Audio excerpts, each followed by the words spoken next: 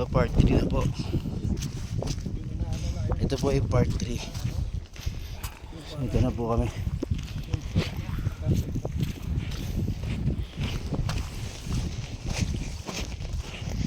Nasa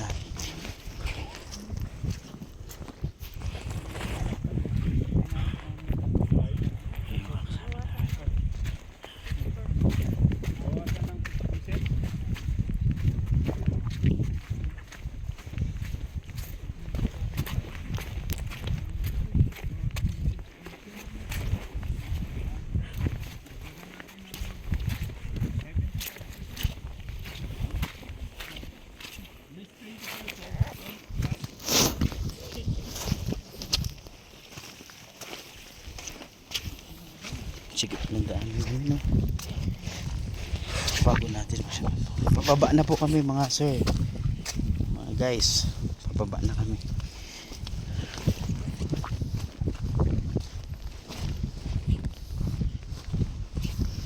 Ito yung mga kasamaan namin, ayan. Medyo napakahirap, nagpahinga sila. Ginauna tayo ng konti. Ayan guys,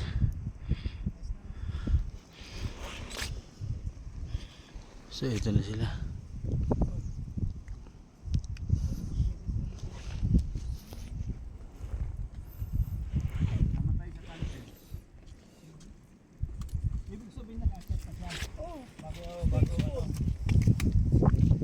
Then mga ilang ano pa bago yan mga tayo? Nataunan pa o buwan na lang. Tignan nyo yung ulap. Guys, andito kami sa mismong ibabaw ng ulap. I mean, dito dumadaan yung ulap. Yung nakikita nyo maliit na mga muwi sa ulap po yan. Hindi na sinubukan yung ano. Ayan po yung ulap. Nasa ano, dumadaan sa amin yung ulap. So kaya medyo malabo. Ay ay ay ay! Ay grabe. Muntik na po ako nadulas sa sobrang dulas. Makihirap po talaga. Mukha ng ganito yung trail. Ang ganyan. Tignan nyo kung gaano kataas ang Mount Bulag. Andun pa po yan. Usap ka na ba? Usap ka! Kaya ako. Sige na!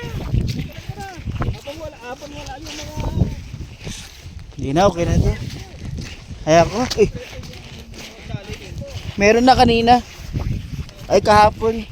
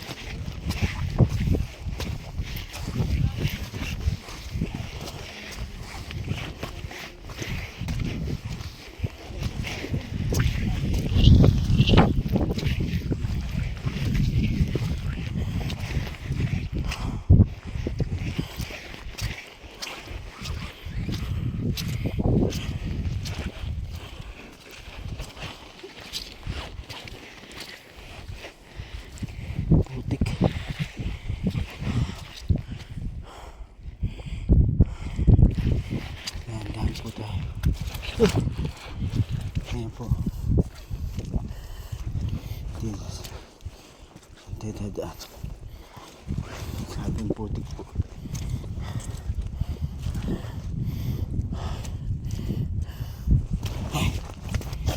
Ay, grabe lumulubog ako.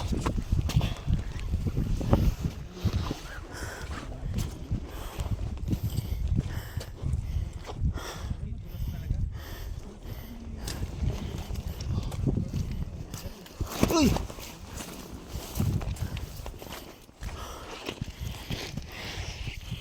Grabe pong putik.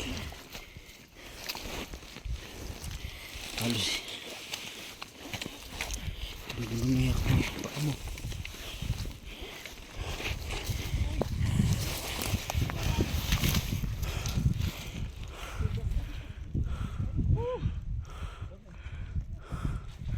Nadulas yata siya ito, Nelmer.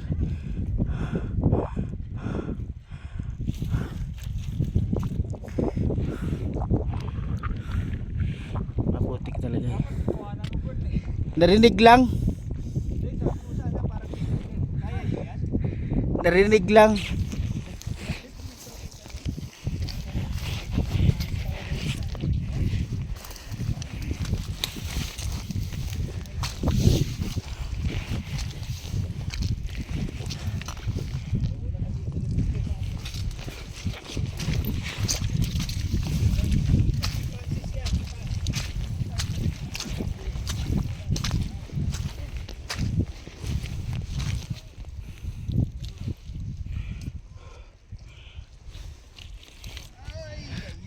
Ang narinig lang yung ah!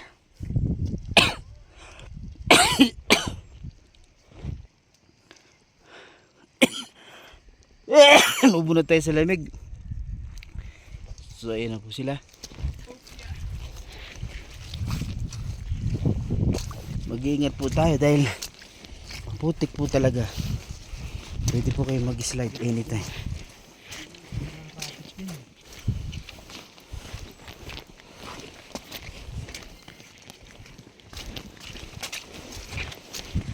Mahaba-habang lakaran to.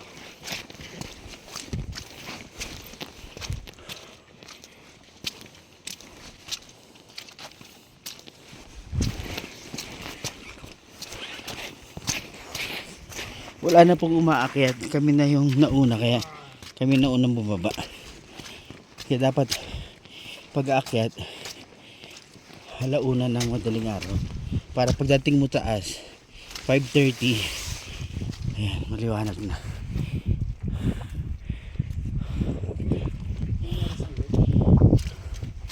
Seven 6:45.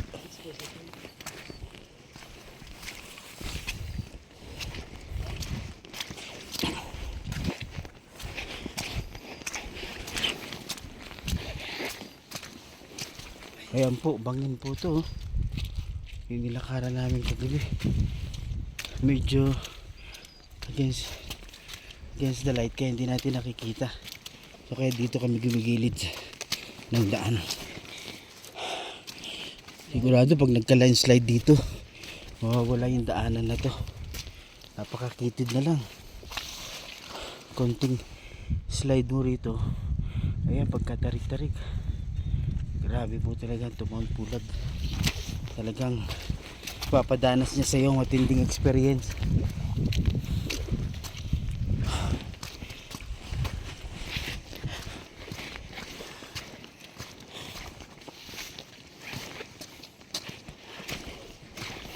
Wala na po kami nakakasalubong na papunta.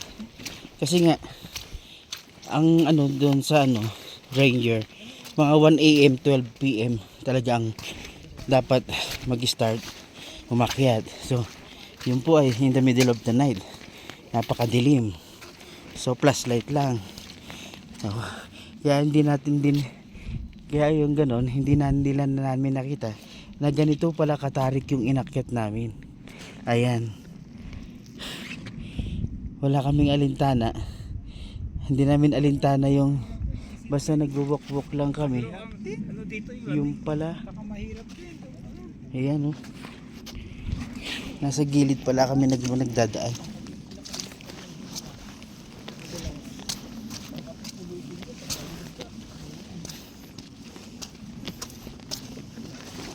So ayan magkatarik-tarik po yan. So sa gilid kami dumadaan.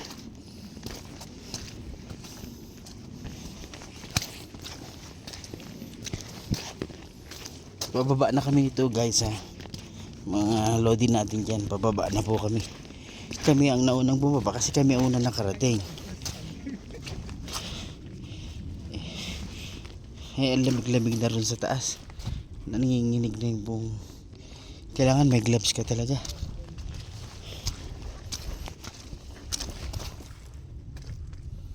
Pag nahulog po kayo rito, hindi natin alam kung saan tayo pupulutin.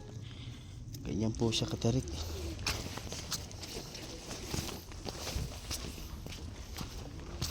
Pinapakita ko lang yung mga dinadaanan namin kung gaano kahirap. Grabe. Bukod sa walang tulog, o konti na natin na konti lang ang tulog natin. Andun yung first time mo na pumunta na Mount Pulag, yung kinakabahan ka. Yung tingin mo na hindi mo kaya, pero talagang number one powerful talagang ginawa ko. Powerful ang panalangin eh.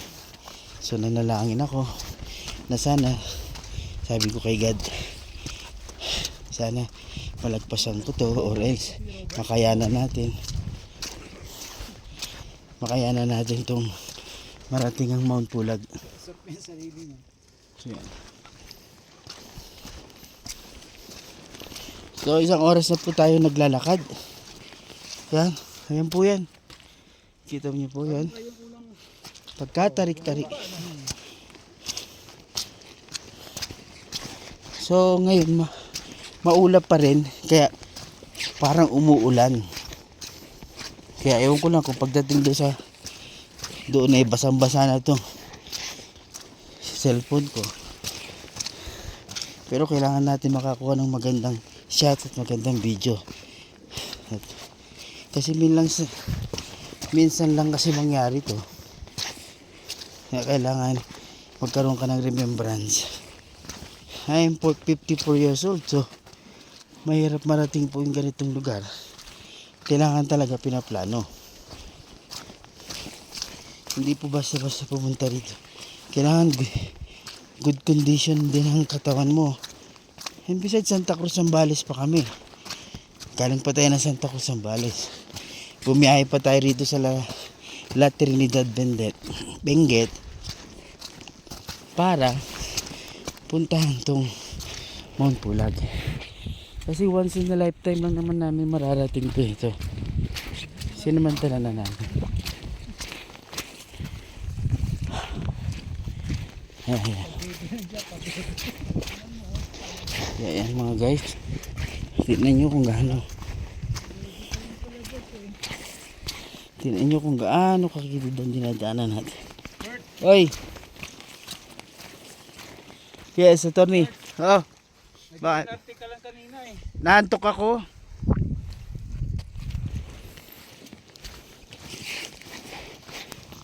Inaantok talaga ako kanina.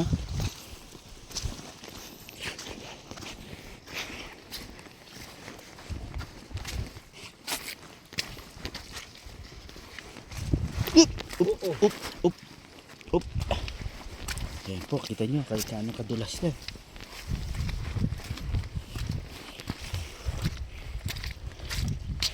Isang oras na po tayo naglalakad pababa.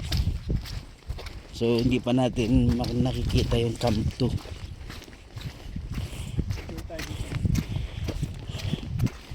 Ayan.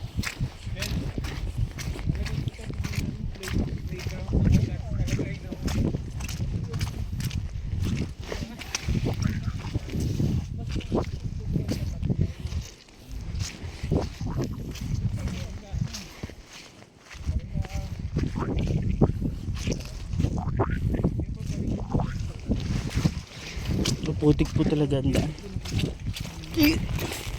Bali part 3 na po ito. Itong binibidyo ko. So pag 20 minutes na, kakat ko na lang ulit. Ayan. Grabe, ganyan po kaputik ang dadaanan natin. So dapat bato nga apakan mo. Ayan. Maliban kung may mga bato talaga.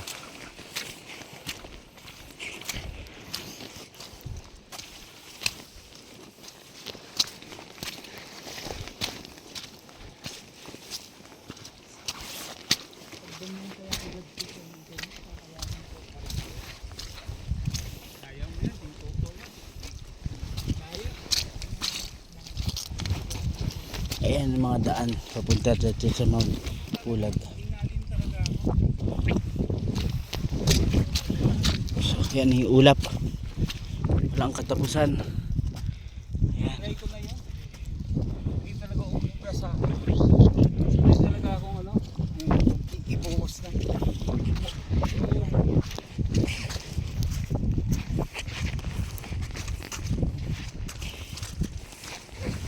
Malaking bagay din sa akin siguro yung ano, nakatipid sa dagat. Oo. Every morning, inhale, exhale, bagang. Ayan. Madudulas tayo dito. Wala tayong magiging dadaanan.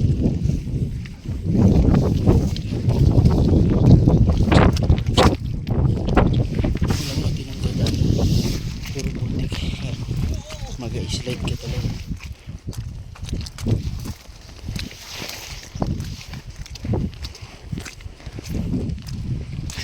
Ganyan po katindi. Ayan.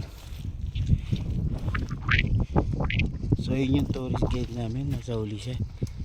Nangaragayin ng tatlo. Bahay po yung tourist guide namin.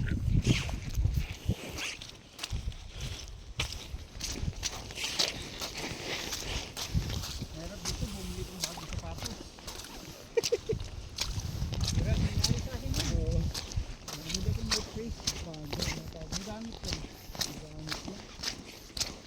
Nasaan na yung attorney? Ha? Nasaan na? Dito sa bahay. Tatayin lang yun eh. Wasak talaga pati swelas. Sapatos kailangan ginagamit mo. Pag nag-stop, nag-brittle ka, no? Kaya mahirap linisin ang sapatos. Dahil Babad ka dito sa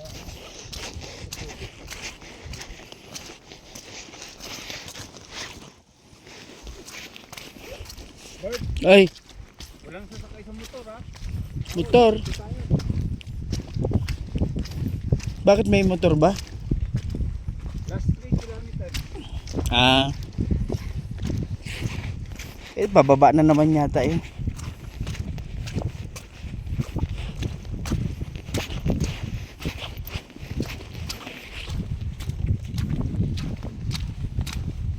Lalim mo. Tarik.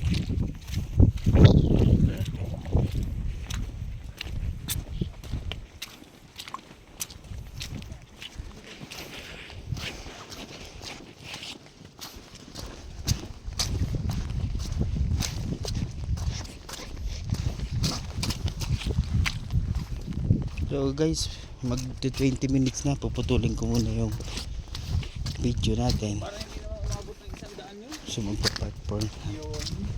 Yun. Yun! Sabi ko sa'yo, ang hirap talaga yun. Madulas. Dulas po tayo. Kailangan yung pinapatungan, may bato. Pag wala, anong hindi umabot ng 100 yung makaakyat. tayo. Wala.